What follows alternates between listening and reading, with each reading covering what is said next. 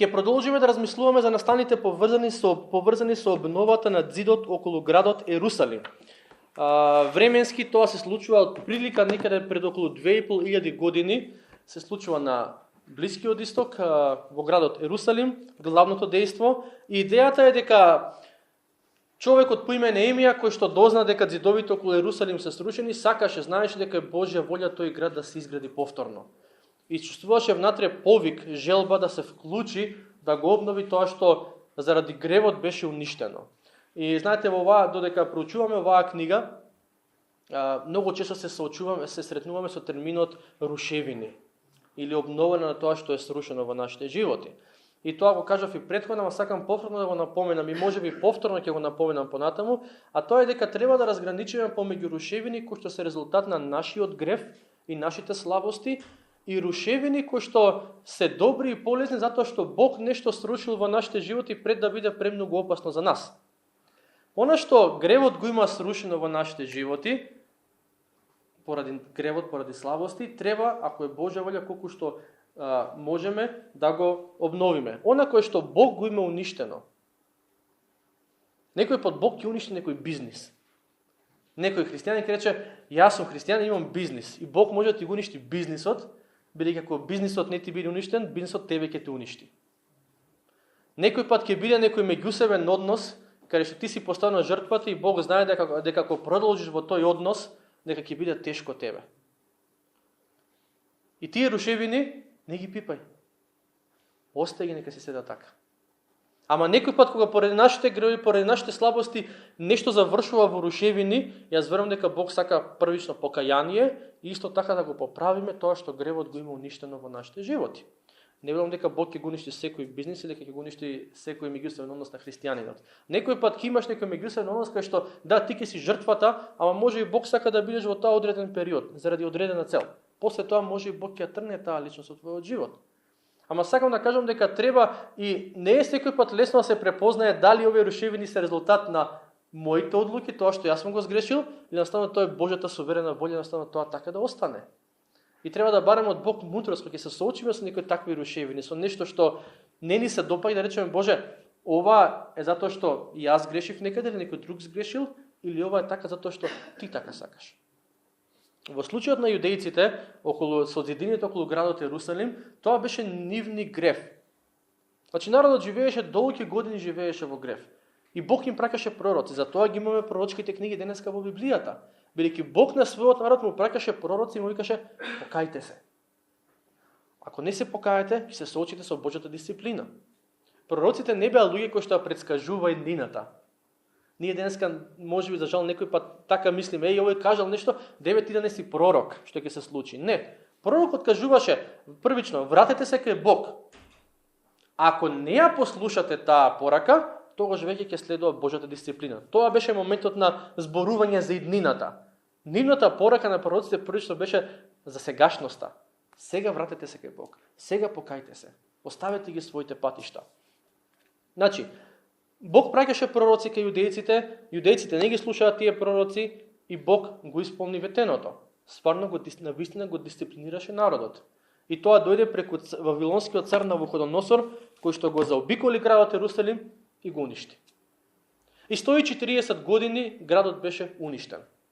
И доаѓа момент кога потикнати од Неемија, зајакнати од Бог, јудејците викаат: ќе станеме, ќе градиме. И кога проучувавме глава 3, се сеќавате, навистина градеа, многу луѓе се вклучија во тој процес. Седна кој колку може се вклучи во обновата на тоа што гревот го има, тоа што е срушено заради гревот. Арно ама, кога нивните непријатели дознаа дека јудејците градат, не само дека градат, туку дека напредуваат, они се побунија. Се побунија и денеска доаѓаат до моментот кај што гледаме како всушност јудејците се соочуваат со тие напади. Значи, првично ѕидовите ги толкуваме како, чисто како потсетување, како историски момент кој што навистина се случил тогаш и таму. Не се овие најверојатно имало ѕидови или се некоја символика, не, навистина имало срушени ѕидови. Ама од денешна перспектива ги толкуваме ѕидовите како се што гревот го има уништено во нашиот живот. Тоа е една важна работа. И втора важна работа е дека непријателите на јудејците, по име Санавалат, Товија и другите народи, ги толкуваме првично како историски личности кои што живееле и работеле тогаш и таму. Арно ама, за нас денес, што значи нивното однесување? Нивното однесување е сликовит и соодветен опис како сатаната нас денес не напаѓа. Значи, Санавалот и Товија тога си постоеле, ама ако ќе ги погледнеме нивните начини на действување, можеме да направиме на паралела помеѓу тоа што они го правеле и помеѓу тоа што сатаната се обидува денес да го направи во твојот и во мојот живот. И во претходната проповед видовме како тие всушност ги нападнаа јудејците не на дело во смисло да ги нападнат физички, туку со нивните зборови. Ама сега доаѓаме до 3 глава. Јас тука имам 3 глава, 36 до 38 стих, ама во вашите преводи е 4 глава од мислам 6 до 9 стих. Тоа го напоменав и минатиот пат дека бројките како се поделени главите во вашиот и во мојот превод е различно, ама она што е важно е дека содржината е иста. И сега таму вели вака, значи минатиот пат размислуваме за тоа како овие непријателите ги нападнаа, вербално ги нападнаа јудејците и тој нивни напад беше насочен кон 3 важни аспекти. Прво кон идентитетот на јудејците, второ кон обемот на работата и трето кон потенцијалот на работата. Првично беше, видете ги овие проклети јудејци, или можеби посоодветен превод е слаби и бездушни јудејци. Вториот напад беше, зарем ќе завршат некој пат со ова што го прават? И третиот коментар беше, зарем од урнатините, од овој хаос ќе може да произлезе нешто добро за нив. Тоа беше коментарот на Санавалот, човек по име Санавалот. Човекот по име Товија, кој што ни беа блиски соработници, немаше такви коментари, ама неговиот коментар беше поинаков. Он рече, остави ги, нека градат, нека се трудат, ама сето тоа што го прават, пак ќе заврши во рушевини. Идејата беше колку и да се трудат овие луѓе, ништо нема да постигнат. Зошто ги дава тие коментари, бидејќи овие луѓе кои што беа непријателски настроени кон јудејците, не можеа насила да го сопрат делото. Можеа само да посеат некои идеи во нивните срца, и ако тие идеи пуштат корења и дадат плод, јудејците сами ќе дигнат раце. Сатаната денес не може ништо на сила да направи во твојот живот. Може да го направи само тоа што ти ќе му дозволиш да го направи. Имаше еден филм сега, нов филм е, се вика Грешници, мислам дека Sinners на англиски, Грешници, не знам дали го имате гледано, ама доби доста номинации за Оскар. И сега, идејата во однос, некој од вас може би не сакаат вакви филми да гледат, ама идејата беше дека има една забава во едно место помеѓу афроамериканската заедница во Америка и прават забава и во таа забава доаѓа, после да кажам, некој може би нема да сака да го гледате, доаѓа еден вампир. И тој вампир сака да влезе и сите да ги придобие на своја страна. Знаете како, сега не е објаснено како вампирите гризат луѓе и така натаму. Ама една од главните поенти до самиот филм е дека на крај повеќето од нив стануваат вампири, ама поентата е дека вампирот секој пат доаѓа до вратата и вика, пушти ме да влезам. Може ли да влезам? И на првиот, тој што дојде први, вика, не, оди надвор. После некој ќе излезе надвор, ќе го гризне, тој од нивните што бил доаѓа, вика, дајте ве, пуштете ме да влезам. И викат, не. Друг, дајте, идејата беше, злото никој пат не влегува непокането. Секој пат треба да речеш, влези, за да влезе да направи хаос во помеѓу тие луѓе. И тоа е многу добра слика на како гревот действува. Сеќавате како кога Каин сакаше да го убие Авел, Бог му рече, гревот ти тропа пред вратата, ти стои пред вратата. Ама вика, ти можеш да го надвладаеш. Гревот стоеше пред вратата. Кога непријателите на јудејците ги кажува овие коментари, тоа беше како гревот да стои пред вратата. Ако они му отвореа, ако поверуваа во тие лаги, сами ќе дигнеа раце од Божјото дело. И сега кога се случува сето тоа, еве реакцијата на Неемија. Стиховите кои што ви ги кажав. Чуј Боже наш, на каков презир сме, и сврти го тоа нивно подигрување врз главите нивни, предај ги на презир во земја на пленство. Не ги прикривај беззаконијата нивни и гревот нивни да не биде избришан пред лицето Твое, бидејќи ги огорчија оние што дзидаат. Ние сепак го градевме дзидот и целиот дзид високо беше поврзан до половината негова и на народот му беше при срце да работи. Ги прочитам и следните 3 стихови.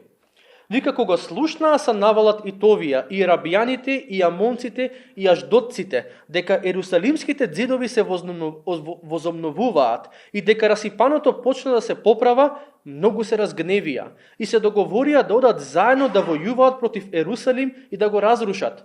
А ние му се молевме на нашиот Бог и поставивме спроти нив стража дење и ноќе за да се спасиме од нив. Знаете, кога ќе го направиме тоа што му е мило на Бог, кога ќе почнеме да чекориме по Божјата волја, неминовно ќе се соочиме со нападите на луѓето. Нема начин да ги избегнеме тие работи. И тоа што ми е интересно кај Неемија е дека првично во 2 глава, кога Санавалат и Товија почнаа да се бунат против обновата околу Ерусалим, Неемија само им одговори со една реченица. Отприлика им кажа, ние ќе градиме, Бог ќе ни даде успех, и за вас нема да има ни место, ни удел во градот Ерусалим. И после сега, вториот пат кога дојдоа нападите, Неемија не се расправа со нив. Не влегува во разговор со нив да се убедува. Чекај јас вас да ви објаснам. Не. Тој проблем го донесе пред Бог. Некој пат ние сме спротивни. Кога некој ќе не вознемирува, кога некој ќе ни го земе мирот, кога некој ќе почне да зборува нешто што не треба да зборува, ќе не нападне, ние сакаме да се убедуваме. Ние сакаме, чекај јас сега него или неа ќе кажам вака или така како може. Јас верувам дека има моменти кога треба стварно да се разговара со луѓето. Ама верувам дека има моменти кога треба да се повлечеш. И Неемија во овој момент се повлекува. Проблемот не го дискутира со тие кои што се изворот на проблемот, туку го носи кај Бог. Вика, Господе, тебе ти ги предам овие луѓе. Не чекај да ти објаснам според Библијата, твоето однесување не е добро, цела проповед. Не, некој пат има моменти кога треба да разговараш со личноста, некој пат има моменти кога треба да се повлечеш. За твое добро, а некој пат за добро на другата личност. И тука Неемија се повлекува и не е дека воопшто не разговараш, он им објасни еднашта луѓето што се случува. Ние ќе градиме, Бог ќе ни даде успех. Готово, толку. Нема веќе објаснување. Следниот пат оди кај Бог во молитва. И ми се допаѓа овој баланс кој што го гледаме кај него, и колку повеќе ја читам оваа книга, сваќам дека Неемија не беше совршен човек, како никој од нас што не е совршен, ама беше мудар човек. И додека ги читам овие стихови, додека размислувам за оваа проповед, сикам, колку често знам јас да премолчам кога треба да премолчам. Колку често знам јас и воден од Божјата мудрост, од Божјата проникливост, да отворам уста кога треба да отворам уста и да објаснам кога треба да објаснам пред луѓето, а некој па да речам, Господе, оваа личност ја давам во твоите раце. Толку. Тоа е мојот удел во оваа ситуација. Зошто? Бидејќи можеби едноставно не е време, не е место. Јас сега да кажам или јас сега да објаснувам. И добро е да размислиме, можеби секој од нас да размисли. Умеам ли да премолчам кога треба да премолчам? Или секој пат јас ќе ја барам правдата и секој пат ја ќе објаснувам? Ја не сум против тоа да разговараме со луѓето. Не викам дека сега тргни се некаде во пустина живи и ти само моли се на Бог. Има моменти кога треба да кажеш, има моменти кога треба да објасниш. Ама можеби треба да го молиме Бог, можеби верувам дека треба да го молиме Бог, да ни даде мудрост, Господе, да се впуштам во ова, да кажам сега, да објаснам сега, да навлезам во разговоров сега, или едноставно само чекаш, сакаш од мене, јас оваа ситуација да ја донесам пред тебе. И пазете ја молитвата на Неемија. Во оваа негова молитва не е Господе благослови ги моите непријатели. Туку вика Господе, види на каков презир сме и сврти го тоа нивно подигрување врз главите нивни, предај ги на презир во земја на пленство. Со други зборови, Неемија што бара во оваа молитва? Господе, како ни прават, така нека им прават на нив. Они нас презири. Не само што вика некој да ги презира нив. Во земја на пленство, со други збори, однеси ги некаде, уѓум некаде. Однеси ги некаде далеко и таму далеко никој да се подигрува со нив, онака како што тие се подигруваат со нас. Да беше македонец Неемија, може би речеше, очи не сакам да им видам. Тргни ги подалеку од мене. И сега прашањето, кое што ова е засебна тема, некој ден ќе обработуваме при обработка на псалмите, ама прашањето кое што се поставува во однос на ваквите молитви во Светото писмо е дали е етички? Дали е морално ти други да му кажеш тргни ми го, не ќе моќам да му видам, како мене ми прави, тако него некому прават. А во псалмите особено, кога ги прочитате како Давид се моли за неговите непријатели, цело време тргни ги, казни ги и така натаму. И сега, повторно, ова е засебна тема, ама сакам да напоменам неколку важни нешта во однос на оваа молитва. И ако е во Светото писмо, значи Бог сакал да биде во Светото писмо оваа молитва. Ама што треба да имаме на ум во однос на конкретно за оваа молитва? Прво е тоа што Неемија не се моли Бог да ги казни тие луѓе затоа што некој него лично го навредил. Он се моли со оваа молитва затоа што некој се подигнал против Божиот народ. И сега фразата Божиот народ е многу и е комплексна, ама на кратко кажам, ама важна е во Стариот Завет. Зошто? Затоа што Бог вети дека преку тој негов народ ќе дојде спасението за сите народи на земјата. Се сеќавате што му кажа на Аврам дека преку него ќе бидат благословени сите народи на земјата. Тој Божи план за спасение, кој што се реализираше преку Господ Исус Христос на крстот на Голгота, се реализираше преку израелскиот народ. И секој што се подига против израелскиот народ во Стариот Завет, тоа што го читаме, е дека се подига против Божиот план за спасение. Дори во еден момент преку еден од пророците, Бог вели секој кој што вазве чепка, ја чепка зеницата на моето око. Со други збори, во око ми брца. И Неемија се моли за тие кои што брцаат, условно кажано, во окото на Бог, во зеницата, да рече, тргни ги. Тргни ги да не ги гледам. Зошто? За да може Божјото дело да продолжи. Тоа е една работа. Втора работа е дека Неемија не бара казна за некои невини луѓе. Он бара казна за луѓе кои што прават греф. На некој начин бара, Боже, воспоставија Твојата правда. Воспоставија Твојата правда. Нема ништо лошо. Кога ќе би почнале ние да се молиме така за Македонија, Боже, воспоставија Твојата правда. Не само Господе благословија Македонија, Господе воспоставија Твојата правда во оваа држава.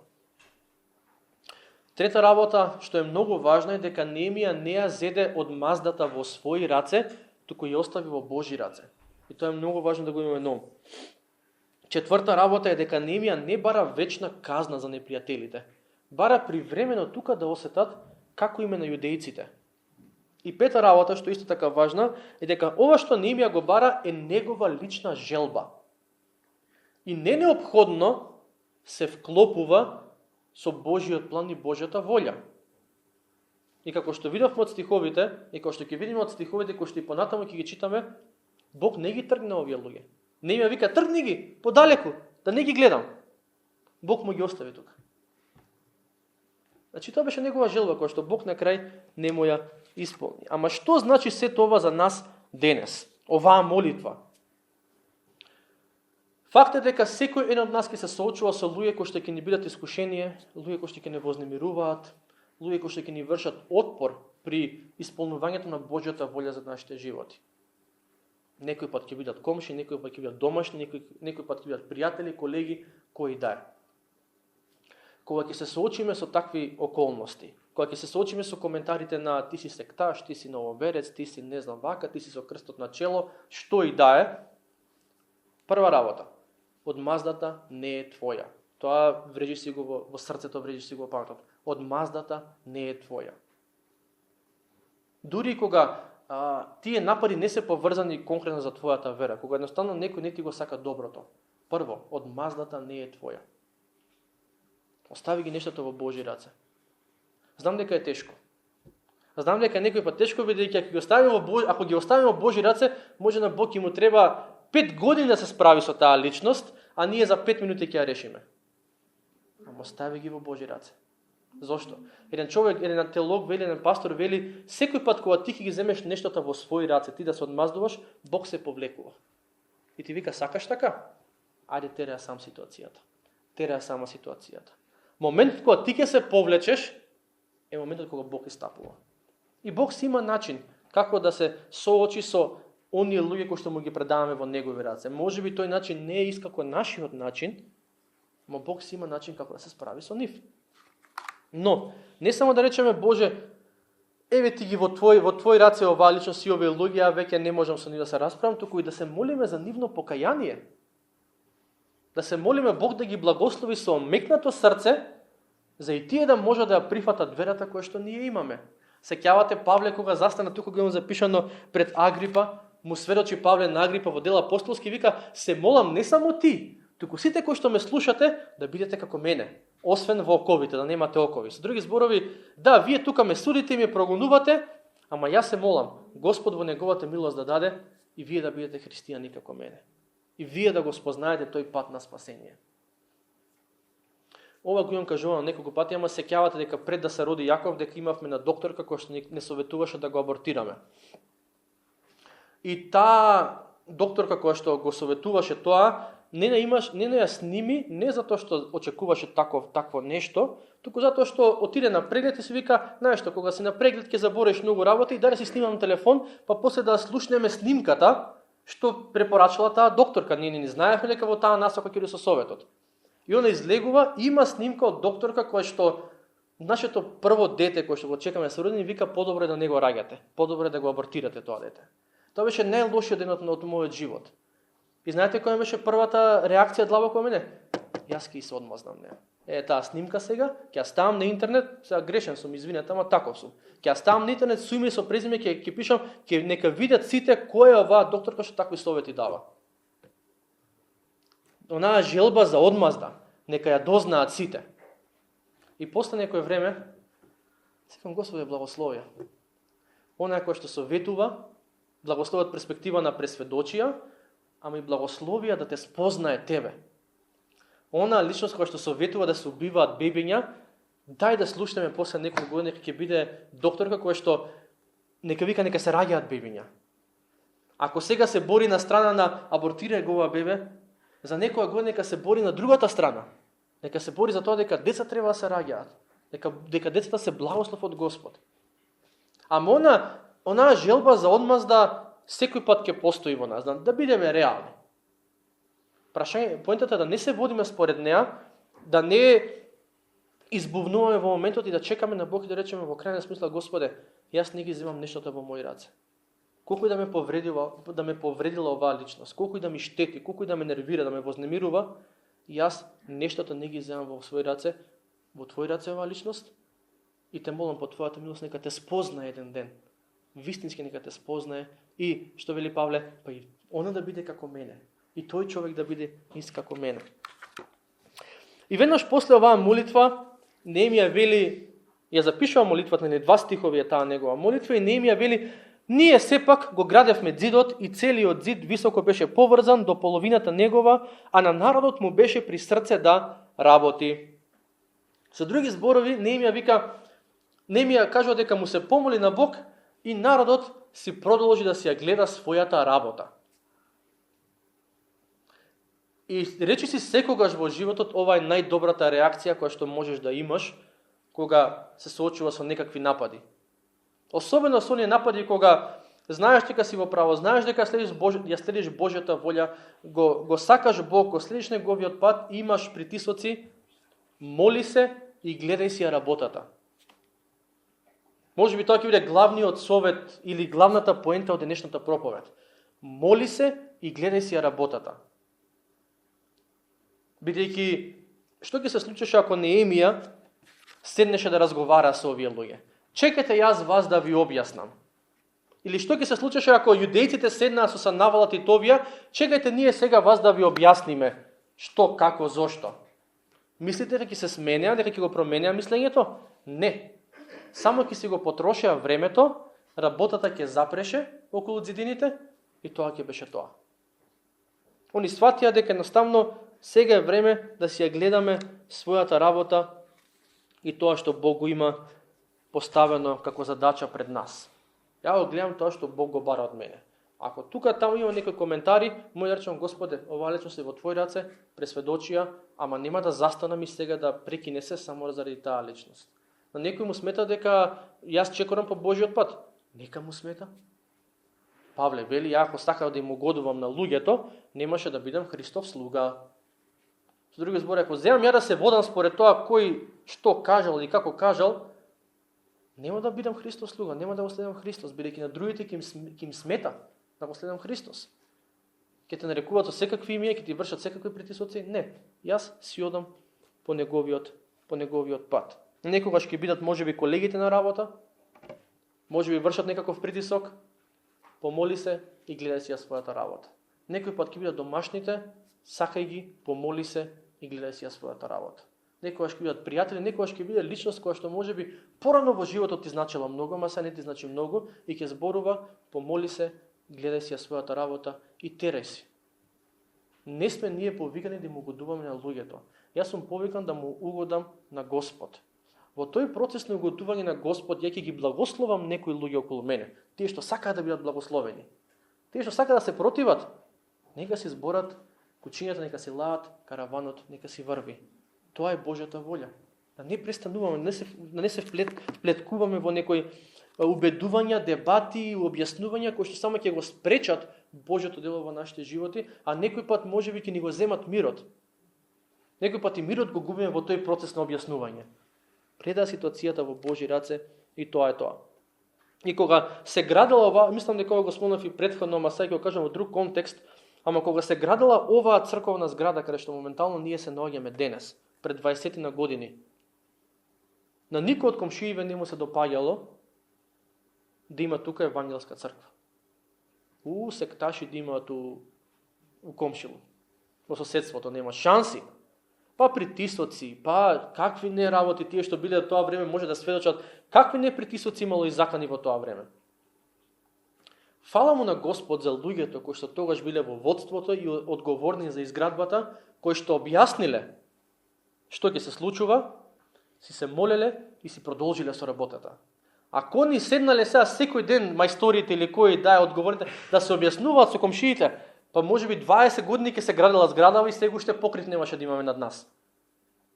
Не, фокусот е Божјата работа. Се останато ќе ти кажам еднаш, два пати, третиот пат веќе те оставам во Божји раце и јас си го гледам мојот пат. Не дека треба да ги игнорираме коментарите. Ја не сум за тоа дека секој пат кога некој нешто ќе пререче, ние треба не да бегаме, јас не разговарам со тебе. Ама сакам да кажам дека има моменти кога е момент за разговор и момент кога е момент за молитва и за продолжување во тоа што Бог го ни го има дадено во нашите животи. И затоа верувам дека е добро да го молиме Бог преку Светиот Дух да ни даде мудрост и проникливост. Треба ли да се впуштам во ова? Треба да се впуштам во објаснување. Ако треба, што да кажам? Ако не, ја оставам во Божји раце целата работа. И во 4 глава 1 стих, тоа е кај мене, ама кај вас е 4 глава 7 стих, вика Неемија кога слушнаа Санавалат и Товија и арабјаните и амонците и аждотците дека Ерусалимските ѕидови се возобновуваат и дека расипаното почна да се поправа, многу се разгневија. И овие зборови кога слушнаа Санавалат или кога слушнаа Санавалат и Товија, веќе 4 пат се појавуваат во оваа книга. Мислам дека се 4 пат, да. 4 пат се појавуваат. И секој пат кога се појавуваат овие зборови, 3-4 зборови, 5 колку и да се, Неемија како да представува еден нов дел од книгата, од неговата книга. Кога слушнаа првиот пат, имаше некаква опозиција. Кога слушнаа вториот пат, имаше некаква опозиција. Секој пат кога Санавалат и Товија ќе слушнаат дека нешто има напредок, они се бунат. Они измислуваат некој нов начин да ги нападнат јудејци, да ги притиснат, за они да се откажат. Ама тука ќе се задржиме на еден многу важен аспект кој што го читаме меѓу редови, а тоа е нешто го спомнав претходно дека Неемија во својата молитва му вели на Бог: Боже, парафразирам, тргни ги подалеку овие луѓе, не ги заборавај нивните гревови, тргни ги што подалеку од мене, од нас, и врати им однака како што со нас се подигруваат, некој со нив да се подигрува. И Неемија го бара тоа, и после 2 стиха вика, тука беа се навалати овие, со други зборови Бог не ги тргна. Тука си остана. Едноставно луѓето си продолжија да бидат тука, си живеа, доаѓаа помеѓу нив и се уште вршеа опозиција. Не само што Бог не ги однесе подалеку, туку нивното друштво се зголеми. До сега беа 2-3, сега денаш вика се навалат Товија, арабјаните, амонците, аждотците. Друштвото се зголемува, опозицијата се зголемува. Не само што опозицијата се зголемува, туку и нападите нивни се стануваат се поинтензивни. Се до овој момент, непријателите на јудејскиот народ само зборуваа, се закануваа, ништо повеќе. А сега во овој вика, во овој момент, 4 глава, 2 стих е мене, вика, и се договорија да одат заедно да војуваат против Ерусалим. Со други зборови, овие луѓе не само што не се смирија, туку уште повеќе почнаа да негодуваат. Уште повеќе почнаа да вршат опозиција. И тука доаѓаме до еден многу важен духовен принцип, кој што верувам дека е добро да го имаме на ум, бидејќи кога тогаш ќе ни се најде. Прво, нема ништо лошо кога од Бог бараме, кога сме притиснати, кога имаме некои препреки, кога од Бог бараме да ги тргне тие препреки од нашиот живот. И некогаш Бог по неговата милост навистина ќе побараш, и Бог може да тргне нешто, некоја препрека, некој искушение, можеби дури некоја личност. Можеби ќе ја тргне. Ама многу често се случува Бог да не го направи тоа. Многу често се случува, ти речеш, Господе, тргни го од мене, и Бог да рече не.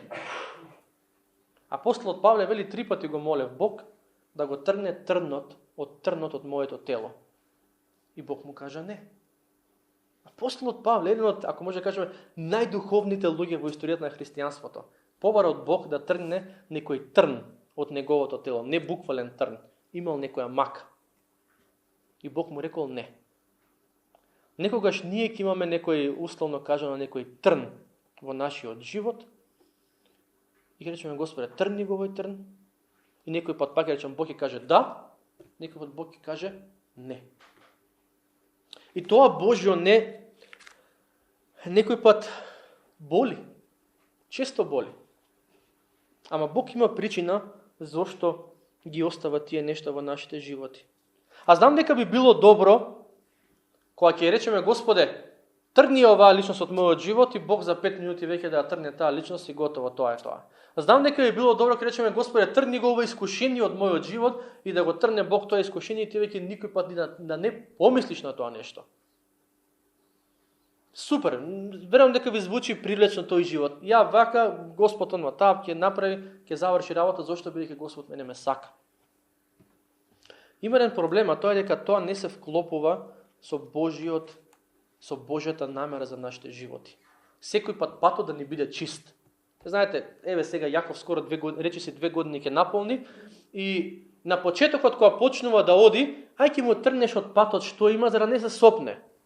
Сега веќе немој ги тргам играчките пред пат. Нека се научи со играчките се снајде и да дојде кај што треба да дојде. Тоа е делот од созревање. И во тој процес на созревање, во тој процес на созревање, Бог некој пат ќе ни тргне некои работи од нашите животи, ама некој пат Бог ќе ги остави тие препреки. За да научиме да му веруваме и кога има препреки, за да научиме и да му веруваме кога Бог ќе каже не. Знаете, најлесно да речеш алелуја, слава на Господа, кога Бог ми ја услиши мојата молитва. Ме слушна, го заврши проблемот, тоа е тоа, веќе нема. Нема веќе проблем. Ама верата се става на испит кога ти молиш, кога Бог вика не. Знаете колку луѓе престанале и да доаѓаат и во црква и што се вели отпаднале од верата заради Божјото не, се разочарале од Бог. Тоа е тоа. Ама вистинската вера се проверува, се испитува при Божјото не. И Неемија тука се соочува со Божјото не. Сега верували или не, и не знам дали ова се вклопува со вашето разбирање на христијанството, со вашата теологија, ако може да кажеме, ако не се вклопува, жал ми е, ама Божјата главна цел за твојот живот не е Бог да ти даде што полесен живот. Кога Бог те гледа тебе, не си вика, колку би сакал, ќе направам се што можам за животот да му биде, да и биде што полесен. Не е дека па неговата цел да не биде што потежок животот. Ама во Римјаните, посланието до Римјаните, 8 глава, 39 стих, апостолот Павле вели дека Божјата главна цел за оние кои што му веруваат, за оние кои што се негови, е да се сообразуваат согласно Христос. Тоа е. Да повторам. Божјата главна цел за твојот живот не е твојот живот да биде што полесен. Туку ти да се сообразуваш според Христос. Според тоа каков е Христос. И во тој процес на сообразување на Христос, станување сличен на Христос, или оно што го нарекуваме, во тој процес на христоликост, искушенијата се дел од тој процес. Препреките се дел од тој процес. Ако знаеме да ги прифатиме со вера, ако знаеме да ги прифатиме да кажеме што и да е ова, колку и да е тешко, јас торам напред со Божја сила. Јас нема да се откажам, бидејќи сум го молел Бог да го тргне ова искушение и Бог не го тргнал и готово. Не, дури кога искушението тука, јас ќе барам сила. Бог да ми даде за да се соочам со тоа искушение. Ако го тргне, слава му. Ако не го тргне, пак слава му. Зошто? Бидејќи ако не го Бог никој пат нема да ти остави искушение во животот, да ти остави искушение за кое што нема да ти даде сила. Тоа во Новиот Завет се вели дека Бог никој пат нема да ви испитува повеќе од тоа што може да го издржите. И тоа е така. Проблемот е што некој пат ние паѓаме на лагите на сатаната и си викаме слаб сум, не можам. Тоа им кажа сатаната на овие јудејците. Слаби сте, не можете да го направите ова. Кога ние ќе поверуваме во лагата слаб сум, не можам, тогаш паѓаме. Сатаната не може ништо на сила да направи во твојот живот. Тоа го кажав минатата проповед, го кажав мислам некој ова и ќе го повторам и ќе го повторувам. Не може ништо на сила да направи во твојот живот. Секој пат сетете се на филмот што ви го спомнав. Пушти ме да влезам. Ако го пуштиш, ќе влезе. Ако не го пуштиш, не влегува. Звучи многу едноставно, некој пат е тешко, сваќам, ама тоа е тоа. Тоа е на кое што Светото писмо не учи. И некогаш Бог ги остава тие искушенија. Некој пат Бог ги остава го остава са навалат, ако може да кажеме. Го остава товија. Колку и да се молиме против нив двајца, да не ги тргне Господ ги остава. И во тие околности мора да сватиме дека Бог не го прави тоа бидејќи не сака. Бог не го прави тоа затоа што едва и чека да не види како се мачиме. Туку Бог сака да научиме и да му веруваме тогаш кога е тешко. Да научиме да му веруваме тогаш кога има препреки, тогаш кога има негодување од страна, тогаш кога има опозиција со која што се соочуваме. И овие стихови кои што денеска ги читавме не соочуваат со една важна библиска вистина, тоа е дека ќе има ситуации кога Бог нема да ги промени околностите за кои што се молиме. Дека Бог некогаш нема да го тргне трнот од телото. Затоа што верувам дека има ситуации кога на Бог му е многу поважно да не смени нас, отколку да ја смени нашата околина.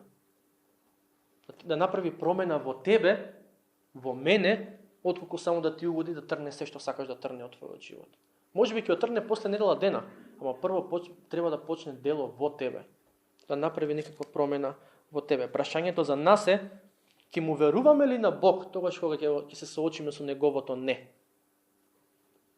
Ќе му веруваме ли на Бог тогаш кога ситуацијата моментално не се менува на подобро? Кога бараме, кога можеби постиме и ништо. Важно е да се подсетиме дека Бог и во тие околности не сака и дека Бог, неговата цел не е да не гледа само да се мачиме. Туку неговата цел е, што? Христоликост. Во твојот живот и во мојот живот. Се сообразуваме согласно тоа кој е Христос. Ама овој текст не соочува исто уште едно прашање, кој што е доста важно, а тоа е за начинот на кој што се соочуваме со искушенијата и опозицијата во нашите животи. Би било добро да бараме од Бог да ни даде мудрост, проникливост, да знаеме кога јас треба да се впуштам во разговор, кога, колку и да ме болат зборовите на другата личност, колку и да ми е непријатно за тоа што некој ми прави опозиција или некој ми врши отпор, кога едноставно да речам: Господе, јас оваа личност ти ја предавам во твоите раце. И интересно е што Немија на некој начин ја пренесе болката, рече: види на каков презир сме. Добре да дојдеме кај Бог, да дојдеме кај Бог и да речеме: Господе, ме боли ова што оваа личност го прави. Ме повредува нејзиниот коментар, нејзиното однесување така натаму.